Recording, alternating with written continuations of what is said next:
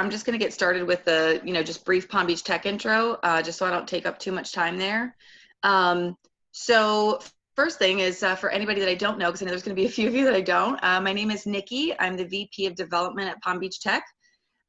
We are a tech nonprofit based in Palm Beach County. We actually just announced about 2.5, 3 weeks ago now that we actually just expanded to become a regional organization, so a South Florida organization. So yay, yes, yay, Todd. We're very excited about that because it's taken a little over, I think, a year of work now, so that's awesome. And our team has been slowly growing too. I know when I started it was just Joe and I, and now we have Monica and Allie and Rich, and we've got everybody in there, Ronnie, so we've actually got some summer interns also, which is awesome. So a little bit about what we do. We basically, our whole goal and mission is to build South Florida into a tech hub. So we work with a lot of the headquartered companies that are here, the tech talent, our colleges, universities, coding schools, and just trying to connect all the pieces, making sure that we are bringing the resources that we should be to people, helping upskill people, keep them here in South Florida, and just growing our overall community. I will drop in the chat our website, my email, if anybody's got any questions. But I wanted to actually pass over the mic, per se, to Monica so that she can introduce Christopher today. Yeah, well, thank you, Nikki. I'm really excited to be here today and introduce a mentor, just an inspiring speaker, someone who has always motivated me to be better and taught me so much. His name is Christopher Kai. He's a Fortune 100 global speaker, best-selling author, and he's actually recognized as the world's leading authority in story-based leadership. Fun fact, last year, Christopher actually shared the stage with the president of Switzerland. It was an amazing accomplishment. And you know what, Christopher, you go ahead and take it over. Thanks for joining us today. Well, Nikki and Monica, again, thank you for creating this awesome opportunity. I already chatted, I just already messaged you all. I was like, what's up, beautiful people in the virtual house? Excited to share some lessons with you all today. So we have about 55 minutes or so. So I'm going to put my timer on so we have it there. But I'm going to share a screen and just let me know, Monica and Nikki, if you can still hear me okay once I share the screen. Because from my end, when I share it, I don't see you all anymore, but I think you still see me. And all I see is my screen now. So just let me know. Oh, actually, I can see you all now. So can you see my screen? Yes. Mm-hmm. All right. So I can start now, right, Nikki and Monica? Yep, you're good. Okay, great. So I originally proposed this topic, which is best time to create your dream job is now. But after seeing this guy this weekend, which is Elon Musk, who literally made history with his SpaceX company, where for those of you who may not know, because we're going through some crazy times, this man, Elon Musk, created SpaceX in 2002. And for the longest time, he wanted to send human beings into space and eventually to Mars. And this past Saturday, he finally accomplished something that no private citizen has ever done in the world, in life. There's 7.6 billion people in the world. And this man is the first person ever to make history by sending the first astronaut into outer space as a private company. There have only been countries. There's only been the US, Russia, and China that have sent anything out into outer space relative to astronauts. And here's this man who did it. So it's the same concept in terms of about finding the best job, but the best job, frankly, is what Elon did, which is he created his own company. So it's really going to be about, this is the best time to create your dream business, and the job would be in your business, because we're in a world where if a man that grew up in South Africa with not a lot of means, during apartheid, by the way, he was in his 70s, and he finds his way to Canada to go to school. Then he goes down to Pennsylvania, and then he goes out west. He should be an inspiration to all of us, because bluntly speaking, all of us, especially this space, if you are saying you're an entrepreneur, whether you want to build your own company or be a part of another company, it really is. That is the dream job. That is the dream job, because you're creating your own business, especially in where we are now. And if you just look at history, John D. Rockefeller, who's the most successful entrepreneur in human history, started post-Civil War. So quick history lesson, 1961 to 1965, Civil War in the US. And John D. Rockefeller was born in the 1830s, and ultimately he started his Standard Oil Company post 1860s, 70s-ish. So by the time he was 30, he was already a millionaire. So I'm just giving you a context of a current entrepreneur like Elon Musk, who's changing the world, making history, a past entrepreneur like John D. Rockefeller, or the future entrepreneurs, which are you all here. So just know that whether you have a job now or you want the best job, the dream job is frankly to start it now, because when everyone else is scared, you have to move forward, because if you don't, what's the alternative? I'm scared, I'm afraid. It doesn't help. So just so you know, I live a ridiculous life, and I would have never imagined this life, but this is me in front of a castle in October. I was on a world tour. I traveled to 12 countries, probably about 60,000 miles from October to February. But the starting point was at a castle in Ireland, where I hung out with the Earl of Erne, and his family has owned this castle for 300 years. And their family at one point owned all the land from Belfast to Dublin. And I share this because this started from an online program I created, and the best job to have now and the best business to have now is going online. And this is just a ridiculous representation of what's possible, given that I met the guy online and he wanted to be part of my program where I help people become speakers. And he ended up not being part of the program, but he ended up finding a speech for me where I spoke at this castle for 20 or so entrepreneurs from 7 countries. And so I'm just showing you the ridiculousness of life, because in the tech world and online world, it's insane. Now, a more sobering reality is this. There's over 6 million people that have this coronavirus. Over 100,000 people have passed away. And it's really unfortunate that, this is happening, but I just want all of you hopefully to be safe, because it's just really unfortunate that it's happening. But know that it's been a lot worse in the past. I mean, the Spanish flu had killed 50 million people plus, a third of the population. So we're going to get through this. We definitely will get through this. And then you have 40 million people who passed away. So the great thing about where we are now, it might get worse, but ultimately this is a really, really, really good starting point, because if you already accept that this is horrible, the health is horrible, but most of us will be fine. Most of us will be healthy.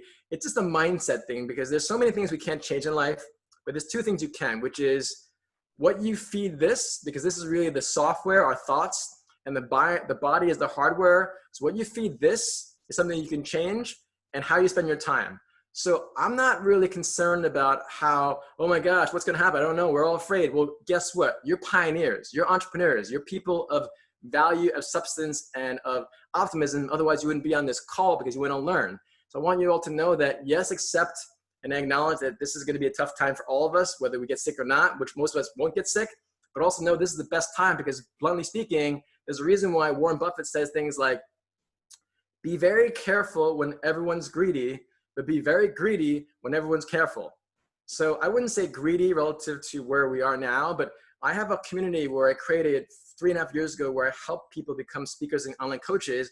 And I said when this happened in March, because in March, for those of you who are fans of Gary Vee is one of the most well-known social media guys in the world. I was going to headline with Gary Vee on March 26th in Vegas in front of the Venetian, at the Venetian, and Gary Vee was going to close. I was going to be the opening speaker headlining, and Gary Vee was going to be closing. And so I posted on Facebook and Instagram and LinkedIn. I said, hey, I of all people should be upset. I literally am a speaker. I travel the world as a speaker. This is what I do for a living. And January, February, I was traveling 40,000 miles in Dubai and Saudi Arabia, London, all this other great stuff. And then March happens, it's just completely crushed for now. So of all people, I should be very upset, very angry, very frustrated, very disappointed. So maybe I was that for like 2 hours. But beyond that, for myself, again, what can I change up here? And how can I spend my time productively and purposefully? So I literally went to my community and said, hey, this is the best time to shine. So I encourage all of you. Is it scary what we're going through? Yes. Are there uncertainties? Yes. But it's the true leaders that take this uncertainty, because that uncertainty is your battlefield of strength. Remember that. The more uncertainty it is, most people will be afraid. But if you're on this call, if you're pioneers, well, guess what? Elon Musk literally launched a rocket on Saturday when you had this pandemic and these protests and all this happening, and we're moving forward. All of us have to be this way, because if not, you'll be one of those petrified, scared people but that doesn't help anyone, including yourself. So keep that in mind that yes, we're going through some tough times, but it's the best time to create your job and your business. And I'm going to dive into the actual step-by-step process. So the best dream business, frankly, is online. And I'm telling you for the fact that I'm a 40-something-year-old man, I would have never imagined I could be an online entrepreneur. I can turn on the computer and off the computer. And though this is like Palm Beach tech, you guys and gals know a lot more about tech than I do, because I would never call myself a tech entrepreneur, but I now am an online entrepreneur because I have programs online to help other people scale and build their businesses. So this is all about how can you create the best job online, because we're in a world where everything's online. And it's already begun to open up. So we've already missed perhaps even the critical part, but we're still in this longer cycle of what's going on now. But this is really about online entrepreneurship and how you can have your best job and best business online. So just from a number standpoint, e-learning, $3.5 trillion space. I'm sorry, e-commerce, 3.5 trillion, e-learning, $325 billion. So if you look at the e-commerce, because someone like a Jeff Bezos, again, going back to history, this man was about 30 when he worked for a hedge fund in New York City, was married at the time, and he had this idea where, wow, this whole internet thing is going crazy. It has like a 2,000% increase. And so he decided to create a company at that time. His boss thought he was crazy, and his boss literally said, you know, Jeff, this is a great idea, but someone who's unemployed or doesn't have a job. You have a great job, you're married, do you really want to do this? Again, this is Jeff Bezos. Jeff says, you know what, this is during the timing part, this is important for me to do. He starts his company in 1995. He moves out to Seattle, and he thinks that I'm going to sell books because books are things that people want. And he thought very early on that if I create this website to sell books, in time it can scale to other things. But if you look at examples of past entrepreneurs, it's inspiring. And so with this actual presentation, I'm going to focus more on the e-learning part, because that's where I have understood how to make money and how to scale, how to build relationships. And it really is, in my opinion, the gold rush, frankly, because if you look at the actual gold rush, people from all around the world in the 1850s, 60s came to the US to mine gold. But the online entrepreneurship is ridiculous because three main differences. There are no barriers of entries. There's free marketing and it's global reach. Because you look at Elon Musk, the reason why Elon Musk is so ridiculously inspiring is because he's competing against countries. Most businesses compete against other businesses or other people, but Elon Musk created a company called SpaceX to compete against countries. But in the online world, there's no barriers to entries. You can literally create something right now, today, online coaching, and like whatever your skill set is, whether I have a client, literally, he teaches people how to sell used iPhones. Or other people talked about how do you sell stuff on eBay, or I teach people how do you become great at networking, or how do you become paid speakers. But all I'm saying is there is zero barrier of entry, because everything, the vast majority is free relative to marketing. And this is an example of me where I created a flyer online. This is one of the programs I created to help people become best-selling authors. I created it on Canva. This is a few years back, but the whole point is there aren't these resources even just 10 years ago. So some of this stuff is a reminder, but I want to really anchor, because let's say with Monica, she's in her 20s. Like, I don't even know if she knows how unique she is, or anyone in her 20s, where I'm in my 40s. And I remember this very clearly. There was no internet when I was growing up. They barely had a word processor. So the fact that you have LinkedIn, Instagram, and Facebook that are all free platforms, it's ridiculous. So anyone that's promoting anything, just make sure you utilize this. So you might know it, but are you going savage and getting into it every day? Because if you're not, you're missing out on opportunities that we never had even just 10 years ago. And we look at the costs. Bluntly speaking, the Super Bowl that happened 3 months ago or 4 months ago reached 98 million people, cost $5.2 million for one 30-second commercial. Anyone can post anything they want.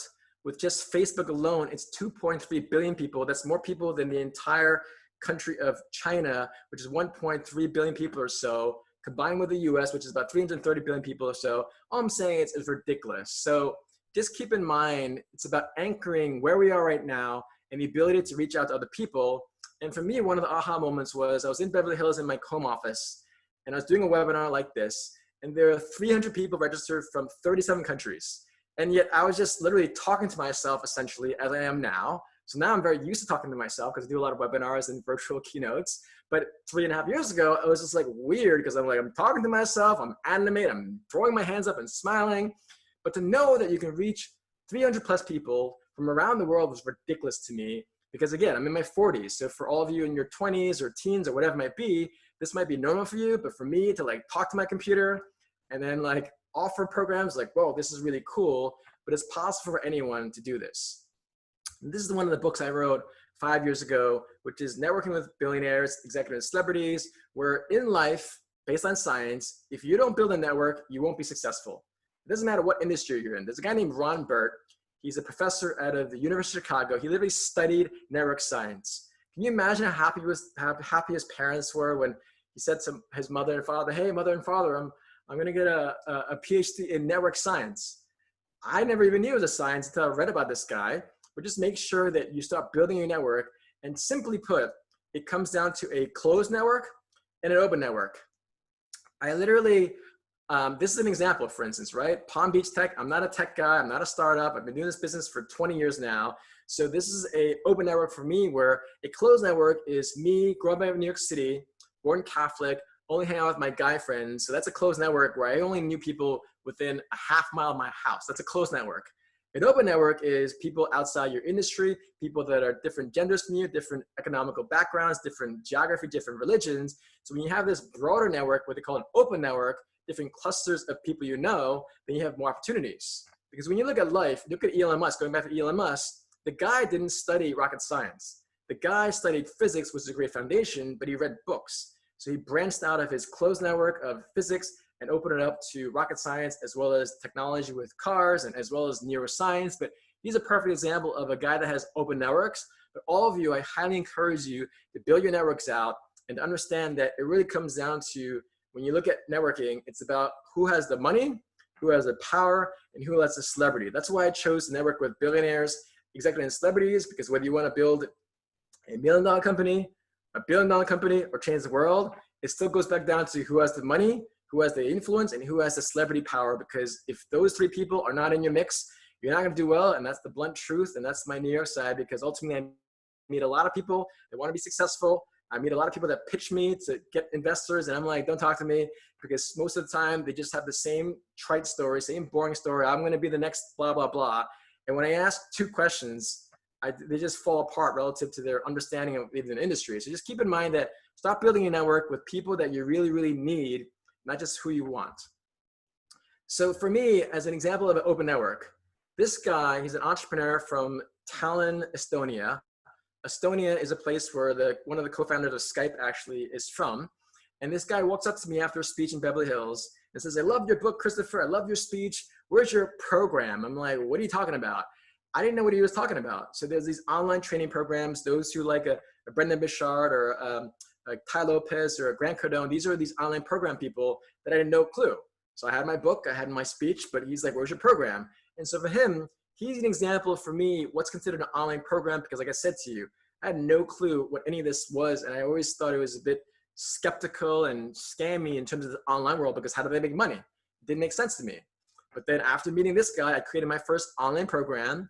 And if you notice, it's called the Premier Big Game Networking Program. It sounds super long-winded, but ultimately it was the first time I created an online program to start monetizing my knowledge. So the best job in the world is to make money in your sleep. And this is my first indication of that, where I essentially broke down, you really need to plan out your whole year of events, because the higher up you go with success, billionaires aren't going to change your schedule around for you.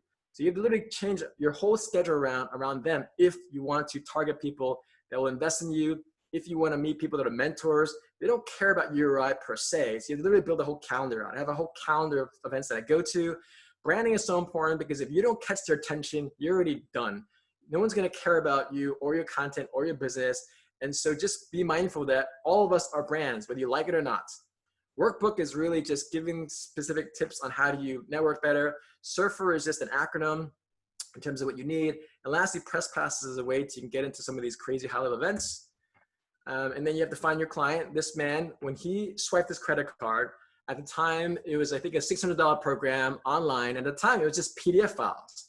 So I didn't really get the fact that you can create a system to help other people master networking, because in my traditional world thinking, it's like, oh, I'll spend tens of thousands of dollars or hundreds of thousands of dollars going to a college to get a degree and maybe use that knowledge from this college to actually make a living. Whereas in the online world, I literally spent decades understanding how to network. And this man invested $600, and I literally walked him through how to network at the highest levels. And so it makes sense. It just was a mind shift. But had I not met Asko to create this open network, I wouldn't have had my dream job right now.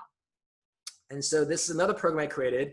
And again, Canva, creating copy on Facebook. This is the actual post I created 3.5 years ago on a Saturday at 7:30. And from that, following up, understanding sales copy, understanding marketing, understanding visuals, images, and call to action. To make $4,000 from a photo was ridiculous to me. And I've made a lot more than that since then. But the whole point is it's possible.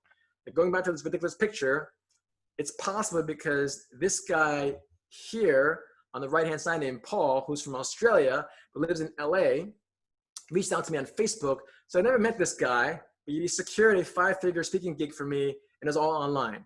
I'm just telling you that we live in a world, you might know this, but there's so much money, impact, meaning in it now where I don't know this guy. So again, going back to the open network, he's from Australia. He's an actor, former actor. He's in LA, and he reached out to me on Facebook because I'm traveling around the world. I didn't even know where I was when he reached out to me. But the point is, we ended up both in a castle in Ireland, and there am I speaking in front of a group of people from 7 countries.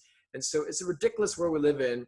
And the thing I challenge you to start building on the networks, this is again, I started an online program and then I started iterating to redoing my program where the first program was called the Premier Big Game Networking Program. Next one is called Smart Networking System. I already sent this to one of my clients in the Abu Dhabi, Dublin, Dubai area. So they're already promoting this. And this is the one where I created the first image you saw with the red part in it with Facebook. This is the new version. So one of the biggest things I see in entrepreneurs is they stick so focused on their one business, even though it's not even working, they don't iterate and then they're dead. Because the reality is in this world, it's not that hard to know if you have a successful idea. Literally. It's like, okay, and I'll give you an example. I was 19 years old. I wanted a job at university where I went to school in Buffalo. And at the time, there was actually phone books. Again, this shows you how old I am, right? I was pre-med. I want to find a job. I literally cold called 19 doctors. All of them said no or they didn't reply. But one actually said I can volunteer so I can job shadow them. And the other one, she was actually the wife of a doctor. And she was so impressed that I actually called, asked for what I wanted. And she actually gave me a part-time job on the spot. And I was so shocked. I said, wait a minute.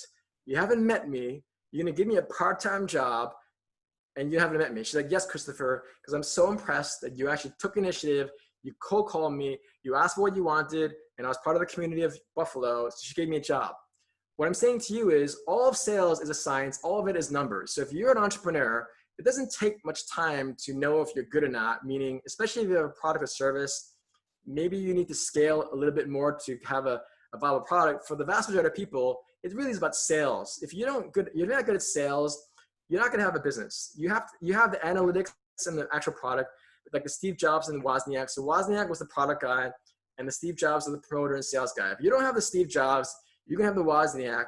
And Wozniak says this: if not for Steve Jobs, there would be no Apple, because Wozniak literally in the 70s would be giving away their computers. So be really brutally honest with yourself, where if you're not good at sales, meaning if you don't have a thick skin, because sales is about rejection, failure, disappointment, but it's a science. So the more people you approach, the higher probability you have. So with my example of, again, cold calling doctors, 2%, I mean, two out of 20. So let's say that's 10, but one person gave me a job. So let's just keep it super simple. It's 5% conversion. All I'm saying is it's not too hard that instead of pitching one person, you pitch 20. And after 20 people, you share your idea, and you can't get one mentor or one sale or one strategic partnership, then your idea either is horrible, not viable, or you're not a good salesperson. And again, it's really blunt to say that, but I meet way too many people that have these ideas, and ideas mean nothing if you don't execute. So just keep that in mind, that you have to iterate. Let's say for me, the whole Premier Big Game Networking Program didn't do that well. I rebranded. This is simpler. I rebranded with the GPS. So just start wherever you are, and there's no excuse not to. So in just 2 years to have clients in 100 cities and 20 countries and 5 continents is ridiculous. Because again, I'm not a tech person, and I say that proudly because I don't want to be a tech person. And then you want to train other people to do it. So this is a client, Adam, who writes books, speaks, and has a podcast now. More clients where Shazad made $4,000 from her speech at IKEA. She's only 20 at the time. And Ernest spoke in Poland. But this is the social proof, meaning, and this is Dragana, who was so afraid that she wouldn't even do a Facebook Live. And on her first Facebook Live, I sat next to her literally, and she had over 2,000 views. Within a year, she spoke at a conference in Texas. Within 2 years, she was at a global conference. Now I share this is because you can't just have an idea. If you have a product, you have to have users, even if there's 2 users, 5 users, 10 users, because McKinsey studied 20,000 customers in what they call the consumer decision journey. And they found that in the sales process, 31% of your success in sales came down to what they call consumer-driven marketing, which is third-party proof, which is I can tell you how amazing I am, I can say how awesome I am, but that means nothing if I don't have actual clients saying that. So in your case, whatever product you have, whatever business you have, if you can't have people telling you how amazing your product are, you don't have a good product. And I never actually assumed that people write well or speak well. So that speech that Monica said that I shared the stage with the head of state in Switzerland, I've already spoken at conferences where President Clinton or Bill Gates. The point is, at that conference, I had a guy who reached out to me on LinkedIn. He said, Christopher, had I only seen you speak at this conference, it would have been worth my time. Now, granted, there was 167 speakers at that conference, and this man who was a C-level executive said to me, had I only came to hear you speak, including the president of Switzerland, it would have been worth my time. Another guy who's a McKinsey partner also said that after hearing Christopher speak, he elevated your event to a TED Talk level conference. So those speak volumes. So whatever program you're doing, whatever business you're doing, even if you have your own day job, I highly encourage you to have a side hustle because frankly, who knows where your day job is going? And even if you are in a day job, be an entrepreneur because if you don't bring stuff from the outside into your company, you're not gonna have a job. So just be really, really honest with yourself in terms of what you're good at, but always add value by bringing things outside to offer to them on the inside because most people, bluntly speaking, they don't even read books. They don't travel. So if you read books and travel and base it on research, not your opinion, you'd be that much better off. And this is the result of having people that bought into my programs and invested. And so in just 4 years, to be able to have a global community of thousands of entrepreneurs to help them with networking and speaking is ridiculous. Like I said, I keep going by the ridiculousness because I always remind myself that it's possible. So the final few points I'm going to share, I'm going to open it up for Q&A because again, this is about how to create your dream job, how to create your dream business. It's really about defining what you want. Ideally, create your own company online because the ability to scale and impact people online is ridiculous. So the 2 final things I'm going to share is this. You have to understand how to communicate with confidence. All of you can know it, but so few people I meet actually do it. Something as simple as my tone of voice. If you can hear, I'm animated. I'm using my body language. Most of our communication skill is the body language. If I were to just have my shoulders slouched and look down and speak like this and have a very calm voice, like Eckhart Tolle, when I saw Oprah Winfrey and Eckhart Tolle speak, and Oprah Winfrey said, we have the Mick Jagger spirituality, and Eckhart Tolle walks out on stage, and the dude literally sounds like this. I wanted to fall asleep. I literally fell asleep from watching Eckhart Tolle. Now, Eckhart Tolle, again, is a spiritual leader. He's actually a very boring speaker, but he has great content. He's very calm. But when Oprah Winfrey said this guy is the Mick Jagger spirituality, I literally fell asleep. So it just shows you that if you don't grab someone's attention, you've already lost them. So if you want to communicate better, please do yourself a favor. You record yourself and you objectively say, do I believe myself when I'm talking? Because if you have a monotone voice or a weak tone of voice, or you sound the same the whole time, or you don't stress certain words, and you don't have body language or eye contact, you're not going to be a very effective communicator or a public speaker or a salesperson or finding your various investors. So please, please, please, please, please objectively ask yourself, are you a good communicator? If you're not, work on yourself because if you are not a great communicator, you miss out on so many job opportunities, so many promotions, so many investors, so many business opportunities, so many clients, including personally, Warren Buffett literally said that based on his public speaking class when he was 20, it literally changed his life. Not only did he help him become a great salesperson and become a great investor, he also found his wife that way too, because he had the assertiveness and confidence to speak better. So please do yourself a favor, learn how to communicate better. And the simplest way is to join Toastmasters, which is a nonprofit, which probably costs you less than $100, where every week you go there and they codify how to public speak. More advanced, I have programs for that, but ultimately do yourself a favor and just please learn how to communicate better. And lastly, it's about listening. So this is a crowd pleaser. I've given this keynote all around the world, whether at Google, American Express, or everywhere in the world. Not this specific one at American Express, that was actually 20 years ago, but this is the character for listen in Chinese. So I'm ethically Chinese. I was born and raised in New York City, proud American, but ethically I'm Chinese. And so my mom forced my brothers and I to go to Chinese school. So every single Saturday for 13 years, I went for 3 hours, not knowing that this language, this beautiful language, which is thousands of years old, it's different symbols that you place together. And when you place these different symbols together, it means different things. So in this case, this letter, this character for listen in Chinese is multi-dimensional. It's 1, 2, 3, 4, 5, 6. It's actually 6 different symbols that make up one character. So the character for listen means you're listening with your ears, which is on the top left. You're respecting the person when you're listening to them, which is a king or queen. On the top right, it's the 10. Right below that is eyes. You're listening with 10 eyes. Right below that, it's the character for 1. So you're listening with 1 undivided attention, and below that is heart. So in the Chinese character for listen, I meet people so often that, yes, I said learn how to communicate, but more important than communicating is listening, because bluntly speaking, especially with people that are trying to pitch investors, they might not care about your product.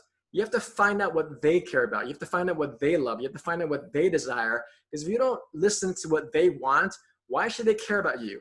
That goes for the same thing with business partners, investors, employees.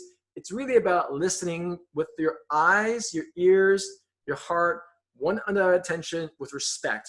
And if you do this, and I challenge all of you, if you do this in your next 10 conversations, and all you do is listen, and you ask open-ended questions like what or how, like what are you looking forward to right now?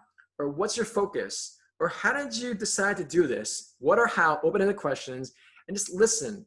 You'll be shocked and amazed at how powerful this is, because if you can communicate well and listen even better with intention, you'll be amazed at how much more you get done in life. You'll be amazed at how deeper your relationships are. And you'll be amazed that people really don't care about you. They care about themselves.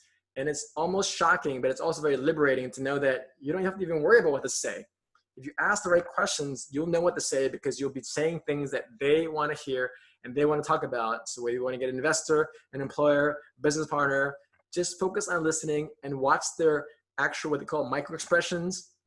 So if you say to me, Christopher, I love ice cream. Well, I light up because I like ice cream too. If you say, Christopher, I can't believe how amazing the Fireman Derek's guava white chocolate cookies are, I start lighting up. So if you're listening to people, look at the micro expressions. Now I'm over animated and I'm dramatic about that, but sometimes it can be as simple as looking down and smiling. For instance, I have an agent, a speaking bureau that reps me. And I asked this one question. I said, who is the one person you most enjoy spending your time with? And this woman in her 60s, who's my agent in New Jersey, when I had a meeting, she looked down very calmly, very slightly, and said, my husband. She changed her tone of voice. So when I'm talking about listening, you're listening with your eyes, not just your ears. I saw this woman. And so if I want to build rapport, all I have to do is keep asking about her husband. And all of a sudden, she will change chemically. And what I mean by that is there are 4 happy chemicals. It's dopamine, oxytocin, serotonin, endorphins. If you actually talk to people and make them smile and build rapport, as she talks about her husband, she's thinking about all the things she's done with her husband. And ultimately, she's literally chemically changing. And you're literally like a superhero because you're building rapport and you don't even know that you're actually chemically, hormonally, biologically changing her. And this is based on science. It's called the 4 happy chemicals. So when you're listening with your ears, your eyes, your heart, with one undivided attention, with respect, it will profoundly change your life with any relationship you have. And hopefully that has helped you. Finally, your story really will define your success. How ridiculous is it for me to have been born and raised in New York City, with no money, no access, no connections. My mom's a former school teacher. My dad's a former case manager. I was bullied for talking too much in class by my teachers. I had a reading disability, so now I thought I was stupid. And I was the shortest kid in my class for all 8 years. This photo on the left-hand side is of my 8th grade graduation. I was 4'10". 4'10". You see a smiling face there? No, because I wasn't happy. Because I was teased and bullied and punished. And it was quite horrible. I had people in my yearbook, my actual friends saying, hey, Christopher, looking forward to it. I'm going to pat your head next year when I see your little head roaming around. I had another guy that said, Christopher, don't worry, be patient, eat those vitamins. And then this one friend, I was actually impressed because he actually spelled pygmy right. He actually called me a pygmy. All I'm saying is, if you were to meet me at 13 years old and say, Christopher, don't worry, your life's going to turn out. You're going to be this global speaker. You're going to share stages with presidents. You're going to make 30 grand for a speech. I'm like, yeah, whatever, dude. You need to be in a Looney Tune mental institution because I don't believe you. But on the right-hand side, there you see me on 6 multiple screens in the Venetian at the largest fintech conference in the world, 12,000 people. Richard Branson has spoken there. See, I mean, it's ridiculous. So it's all about the story. And so it's about first having the story and learning how to communicate that story. So hopefully you know and you remember that dreams are possible if you start right now. Don't think too much, just act.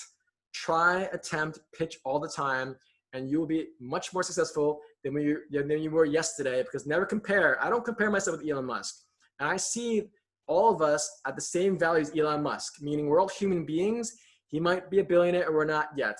He might be more famous and we're not yet. But him and I, you and I, all have the same human value.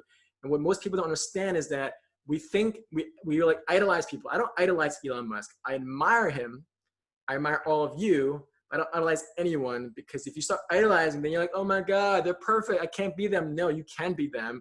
And please use myself as an example, because I literally, look at me. Look at the guy on the left-hand side, okay? So that being said, I hope you all stay in touch with me. If you are in companies, please reach out to me if you might need keynote speakers or virtual keynote speakers. On the right-hand side is programs I have, and please keep in touch with me in LinkedIn or Instagram, or email me. And these are some programs. You know, if you're in the online world, I meet so many people that are horrible at pitching. I literally was in Saudi Arabia last November. They have this thing called the Entrepreneurship World Cup, which, by the way, all of you should consider applying. It's called Entrepreneurship World Cup. They had 100,000 entrants last year, and this is for any startup, any level. So just Google Entrepreneurship World Cup. I think the deadline is still open, but they had 100,000 entrants last year. They gave away millions of dollars of value in prizes. Kevin O'Leary was one of the judges. I was one of the speakers, and they had 10 finalists. And even though these are 10 finalists for 100,000 people across the world, I would have said 2 of those speakers were great and the rest were horrible. And the one that lost was a horrible speaker. It was so ridiculous. And this is, again, 100,000 people. So just keep in mind that you have to understand how to pitch better, communicate better, and persuade better. And all this is science. So hopefully you all stay in touch. Instagram, LinkedIn, whether you want to reach out to me, learning about my programs, or learn how to pitch better, or just to say hi, or to say how cool my hair is, or give me feedback, feel free. But with that, I'll open it up for questions. Happy to answer any questions you might have. I don't know if Nikki or Monica, you want to moderate the questions, or how do you want to do this? Yeah, so I just put a comment in chat. If anybody wants to take themselves off mute, please feel free to do so now, and you can ask your questions. Or if you are not able to, you can drop them in the chat, and I'll make sure to read them aloud. And I thank Todd for having that little applaud. That's cool. I didn't know you can do that on Zoom. Now I know.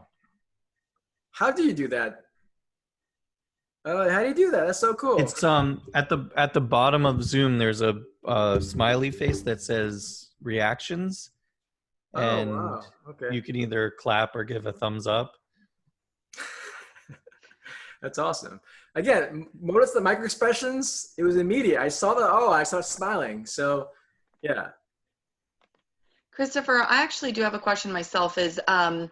So I guess it's just a general question for everybody, but as you were talking, I was thinking of actually my son, is because my son right now, I mean, he's super small. I mean, if you even call him small, he will immediately start crying. He does not like it. And he's very confident in other areas of his life where they're his strengths.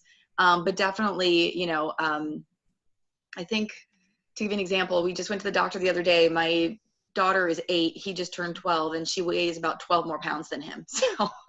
So he's tiny. So, you know, one of the things that we're always talking to him about is trying to change this negative self-talk into positive things and focusing on that. So can you give us any tips on how you were able to do that, or maybe you did struggle with that? Like, what was your, you know, I guess your experience with changing just negative self-talk into like positive self-affirmations? It's all about finding examples, and that's why I use myself as an example. Nikki, like, do you think I want to really share about how I was really short, how I was teased, and when I say this in front of an audience, and they start laughing at me, I'm like, whoa, it's not that funny, you know? But I'm an older man now, so I can accept it. But what I'm saying is just letting him know, or anyone on this call, by the way, because people are really cruel. Like, kids are really cruel. Just the same, accepting. What's your son's name? Julian. So literally saying, Julian, some people are very cruel in life. Some people will bully you. And as long as you accept it, just know that you'll get stronger. And just know that the person that bullied you, that person was bullied too. So instead of getting angry, know that probably that person was old, and because that's how it's taught. So use myself as an example. Use, let's say, Warren Buffett. He started investing stocks when he was 11. Bill Gates invested when he was programming at 12. Elon Musk. And I reference a lot of male examples. And unfortunately, I don't really, you have Sarah Blakely, who's a billionaire, created Spanx. So it's just referencing people that they can look up to. And that's why I use myself as an example. Whereas again, I had no money, no connections, no access. I was teased incessantly, and they would always put the shortest kid in class in the front of the line. So the one thing that I was most insecure about was the one thing they paraded me about. So just using examples, whether from your own family, from your own life, and being vulnerable, especially having a male figure say that as well as a female, because guys and girls, I don't know if I never knew this, frankly. It's like every boy needs to have a man that they aspire to be, and every girl needs to have a woman. They need both, but especially guys, because they need to believe that they can be that person. So I just encourage you to share stories, whether my own or Elon or someone you know in your family, that's real. And just they know that it's possible. So though it might be challenging, acknowledging that there will be pain, but from that pain comes purpose. Because again, had I not gone through the experiences, my story would just be, Yeah, no, that's great advice. Really great advice. Yeah, just using stories that are really palpable and share vulnerability and know that it's possible. And like I said, I really, when you look at all this, like Oprah Winfrey, poor, Black, in the South, abused, I think had a miscarriage, you know, or we look at Maya Angelou, who is Oprah Winfrey's mentor. If you read Maya Angelou's bio, she was a sex worker. She was a prostitute. She was a go-go dancer. She was a cook. But when she died, she was a legend. So when you look at history, or Steve Jobs, the guy was adopted. So just using these examples of people that your son might admire, and this goes for anyone, by the way, it's like just knowing that it's possible. That's why I said in my previous slide that your story will define your success. And so look at this picture of me. Like, I was not happy. and for good reason. But I love to smile, and I didn't even say I had like really bad acne, I have scars. It's like there are times that I didn't smile for many, many times because I just had all this zits on my face and acne. So I think you just weren't happy because you didn't have the hair yet. Possibly, Todd. Yeah, and Todd actually put a good comment in chat there. Said, you know, from pain comes purpose. Yeah. Yeah, I love that quote. I just wanted to record that. Dr. King, Oprah Winfrey, every single person that this has not gone through pain. And this is why, like, the best singers, when they sing with such heart, because they've had a lot of pain. If you don't have pain, you don't have heart. Yeah.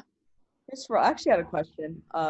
You talked a lot about body language and, you know, posture and all of that, but what are some networking tips that you can give us to do online if you're looking for a job, or even to stand out from, you know, your fellow employees? Like, what are some suggestions? Yeah. So if you're looking for a job on LinkedIn, especially, I get invited or asked to be his friend over hundreds of times. And what boggles my mind, if I just looked at 100 of the invites, maybe 4 put a personal invite. It's the simplest thing to do, but the whole point is standing out. In their mind, they think, oh, I'll reach out to Christopher, he has 15,000 followers. Maybe he'll want to connect with me.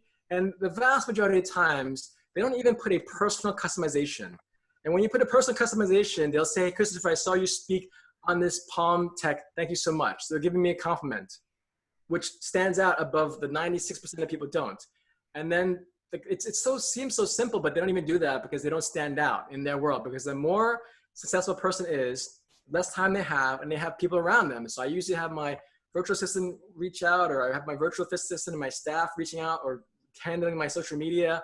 But ultimately, that's the simplest thing. And for employees, you just focus on learning about your boss or your coworker, watch the micro expressions. And if I literally say to you, hey, Monica, I really love cookie and cream ice cream by Breyers. And if next time you're like, oh, Chris, I thought of you recently because I had some cookie and cream ice cream. So you're literally creating a connection with me that I openly told you. And then you know that anytime I talk about cookie and cream ice cream, I get excited. And I said this in my TEDx talk. I said it everywhere, but it's actually quite simple. But most people don't do it because they're not aware. And if they're aware, they don't apply it. And if they apply it, they don't make it habits. Because it's really just 4 steps in anything when you think about any learning. We're all unaware and ignorant. Then we're aware with the right knowledge, the right thoughts. Then we take action. And lastly, we have habits. Think of a hat. I don't ever want to wear hats except when it's super cold, but just think of it as a hat. A stands for habits, A stands for actions, T stands for thoughts. So you first have to have the right thoughts, which is, hey, Monica, on LinkedIn, make sure you personalize every invite. And instead of telling them what you do or pitch them, don't do that. I get pitched all the time. I just delete them. I block them. Just comment. Let's say I'm reaching out to you. Hey, Monica, I saw that you went to Lynn University. I love that school. What did you think about that? You know, so it's personal because you went there for undergrad, graduate school. And so all of us can do this. You pick apart their resume, their LinkedIn, and point out things that stand out and reference that and ask them a few questions. And then finally, the call to action might be, you know what? I'd love to set up a 10-minute call. Or let's say you have a podcast. I mean, I have a podcast. So it's like, I literally did this recently. I said, hey, Steve, such and such, I loved your articles. I pointed out the specific article. I'd love to have you on my podcast. So this is not, I'm giving them an opportunity. So I meet too many people that are taking, and in relationship to giving like this, like I charge a lot of money for my speeches. But what do I say to you, Monica, Nikki, hey, let's do this. I could have easily said, yo, I want to make money. Do I want to make money? Yes. But in this case, you don't know me. You don't know what I do. You don't know if I add value. So if people want to hire me to virtual, okay, great. If they don't, I still feel good at myself, right? So just make sure you don't talk about yourself, talk about them. And this goes for everyone, whether you're an employee, employer, want to find an investor, want to find mentors. I just meet way too many people that are focused on themselves. They think too short term, and they wonder why they don't get the success they want, because the higher up you're on success, the less they have time to reach out to you or respond. I literally had a guy on Instagram. He reached out to me a few months ago. I was like, Christopher, I loved your book. I bought 2 of them, which is weird because I only have 1 out, at least online, even though I've written 5. And then, I know I'm not asking for a favor, even though he is. I know you're busy. And then recently he actually emailed me back. He's like, you didn't respond to me. You're going to regret this. I'm like, I'm a New Yorker. So I said, whatever, right? But then I said, I don't appreciate you saying that.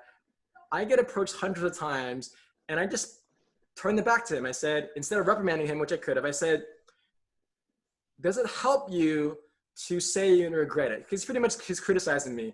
Does it help you or help me? And he said, and he apologized. So all I'm saying is, don't get frustrated and don't take it personal. Because like I said, I've cold called people, I've emailed people. You've done the same thing, Monica. And the more you're mindful that life is about rejection and failure and disappointment, and if you accept that, and it's coming, just like this pandemic, even if this didn't happen, there will be other things. There might be a nuclear bomb scare. There might be bioengineering. There might be a hurricane or an earthquake or a forest fire. It's all there. But if we accept that that's going to happen, you just know that we'll get through it, because most of the time, 99% of the time, we're still going to be here. And what's unfortunate is that the people that play into our emotions with the news, for instance, it's negative, sensationalism. Some of it's real, some of it's not. But if you are mindful about what's happening here, this thing called the amygdala, which is the fight or flight, the reason why every news station, whether it's Fox or CNN or MSNBC, oh my gosh, they show all the cars burning and the fires and everything. And it's like, oh my God, I'm scared. Even with the coronavirus, oh, am I scared? Well, most of us will be fine. Some of us won't, but that's life, and we're all gonna die one day. But all I'm saying is, that's a very long-winded answer, but just to kind of summarize, Yeah. Look at what they talk about, reach out to them in a customized invite or a personal conversation, watch their mannerisms and the micro expressions, and talk more about them and ask open-ended questions. That's the best way to connect with anyone. Thanks. Very good. I actually, Christopher, we have a comment in chat, a comment and question. So from Jan, she says, Christopher, thank you for your inspiration. It seems to me that this is relating to me due to my deafness, and I'm trying to have conversations with people, but they may not feel comfortable with me because I'm deaf. I'm very verbal and outgoing person and try to educate people about me, but how do I make them feel comfortable with me while I'm talking to them? Because she does speak very, very well, which I can vouch for that because I've met her a few times. Well, first of all, do you feel comfortable with yourself? You first have to feel comfortable with yourself. Like, I feel comfortable now with myself. And that's important because you want to care less about how other people feel. And also, you don't want to assume that they feel uncomfortable. Like, let's say I had a podcast yesterday and I had a woman who used to be a man who's trans. I've never interviewed a person who's trans. So I have to be really careful because sometimes they're very sensitive about that stuff. So I was actually uncomfortable. But I did my best to reference a gay friend and talk about Caitlyn Jenner. So that I am openly uncomfortable, but that's me telling you I'm uncomfortable. But I don't know if he sensed I was uncomfortable or not. But in this person's case, Jan, I mean, first of all, it's just be comfortable with yourself and owning yourself. And then I don't think you should assume that people be comfortable maybe watching the facial expressions. But even the uncomfortability, if you're a nice person, you have a good heart, then it's really about, well, if they don't feel comfortable, screw them, because that's not your tribe. And that's a great weed out system too, because not everyone's going to be comfortable with you, which is fine. But also don't assume that they're uncomfortable with you because maybe they're not. Because it's like me when I used to actually have feedback forums way back when, and I had this young woman who had no facial expressions. And so I might assume that she wasn't impacted or inspired. And when I had a feedback forum, would you recommend Christopher or would you recommend me for a speaker? She literally circled yes, so much so that the pen ink bled through the actual survey. And this is a woman facial expression, completely blank. But when she wrote yes, she literally signed it so much so that it bled through the paper. So clearly she was impacted. So for you, focus on yourself and be comfortable with yourself, and ultimately don't assume. And if they are uncomfortable, it's their problem, not yours. You know who you want to work with and who you don't want to work with. Yeah, I've met Jan a few times, and she's attended a lot of these virtual events too. And I can just tell you, Jan, I mean, the first time I met you, like, it actually took me a second to even tell that you were deaf, because you do speak so well. You smile. You're very approachable, and it doesn't come across like you're not uncomfortable with yourself or that you're fearful in any way. I think you know, maybe what Christopher was alluding to there was just that I think it's the other person. It's not you. You know, I think it's just their fear, because a lot of times people are fearful of things that are unknown to them. So I think it's more them and their problem than it is yours, because you didn't come across that way to me at all. And it's okay if maybe they feel uncomfortable, which is okay, but that's where you are more bold and more assertive. And that's okay, because let's say I have a good friend, his name is Mikey Oliveira. He was in a wheelchair, and I met him in Beverly Hills at a rooftop party years ago, and no one really wanted to talk to him because maybe they're afraid or feel uncomfortable. But I walked up to him. So again, it's just like, I want to always be the leader that leads by example. Do I always do that? No. So you can be the leader that you are, Jan, and walk up to people and just accept that some people will be uncomfortable, but don't assume they're uncomfortable, and just have a conversation, because ultimately you will know who you want to work with and be with and stay with, because you can choose too. Like, just because they don't want to work with you, then that's their loss, not yours. So we actually have 2 more questions on Facebook Live. We have about 2 to 3 minutes left. The first one is Eric.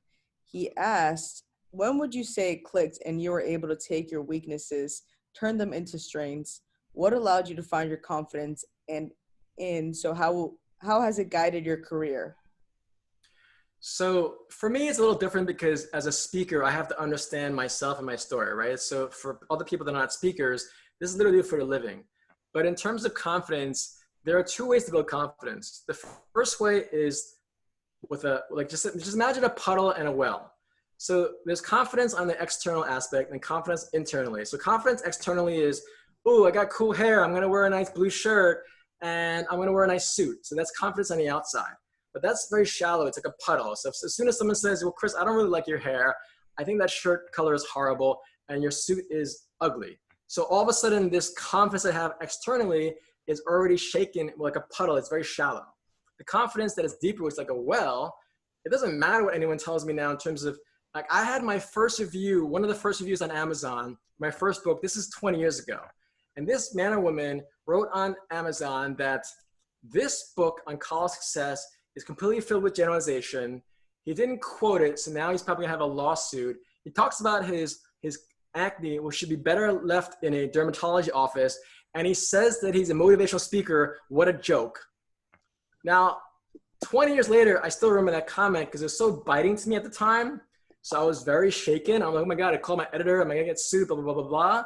But over 20 years, with experience of going out and speaking, having people literally cry, having people quit their jobs or start their businesses based on my speech that I gave, then I know through experience, a well is much deeper. So for all of us, you can only build deep confidence through deep experience, which is step by step, cold calling when I'm 19, calling up a potential client in Saudi Arabia at 2 in the morning. So it's all about action going in, thoughts, actions, habits. The only way you'll get confident in life is by doing what you say you want to do well intentionally. It's not about practice makes perfect, because you can still, practice playing the violin, but if you're not good at the violin, then after a while, like maybe you're a better athlete. So it's about this honesty, but really to keep it simple, remember the story of the puddle and well. It's very easy to drive a nice fancy car, or to have a nice purse, or wear a nice dress or a suit. It's easy to feel confident externally, but confidence internally is like a well, it's deeper. And so the more experiences you have, both good and perceived bad, you'll just be that much more confident, because worst case scenario, all the things people are afraid of as a speaker, I've done. I've forgotten words, I messed up. I used to be a singer-songwriter, I've forgotten lyrics, I've forgotten what I play. So what? It happened, you accept it, you move on, and you remember it like a hurdle. The more you jump over hurdles, the more confident and strong you get. Because if you don't change your mindset, you will forever feel like a weak, uninspiring person, and that's not necessary. It really isn't. We have 60,000 thoughts in our mind, according to neuroscience, every day. And what I see, unfortunately, so many times is that people start being negative for themselves. I'm like, not everything is going to be positive, especially what we're going through now. But if you're going to choose between being positive or negative, why would you choose negative? You can be realistic and optimistic, but just why would you constantly think negative? It just doesn't make sense to me. And how do you become more positive? Well, you just literally start thinking more positive thoughts. I mean, it's not rocket science. And the people around you, by the way, some people are in these relationships and their friends, like they're toxic. They're like cancer. And they wonder why they're so negative. Well, maybe look at your friends around you. You're not married to your friends. You might be married, but even that, I see all these relationships. It's like, I don't know why you're with him or her, because he makes you or she makes you bring out we all have the demon and the devil and the angel in us. So I choose to hang out with people like you, Monica. You're cool, you're fun, you're always supportive, Nikki, I don't know you as well, but you're fun, you're expressive, but like, why would I choose to hang out with people that are not? Because that's their issue, not mine. Right. I think that is a wonderful way to actually close this out. We're right at time, and I appreciate you so much, Christopher, for spending the time coming on here today, and for everybody that joined us. I actually just wanted to remind everybody that today with Christopher was actually the launch of all of our career workshops. They will be held every single Tuesday, 10 a.m., all the way up until our virtual career expo on July 15th. So please, I dropped the link in there, take a look at that. We've got more of the workshops listed there, and we'll continue to add more. I will make sure as well that we send out a follow-up email to this. So Christopher, if you want to email me any information you'd like me to, get out to everybody, I will make sure to send that out. Thank you again. And hopefully everybody's got a great day, and we'll talk to you guys soon. Bye, everyone. Thanks so much for the opportunity. Monica. Bye. Thank you. Thanks for that. Yes, thanks.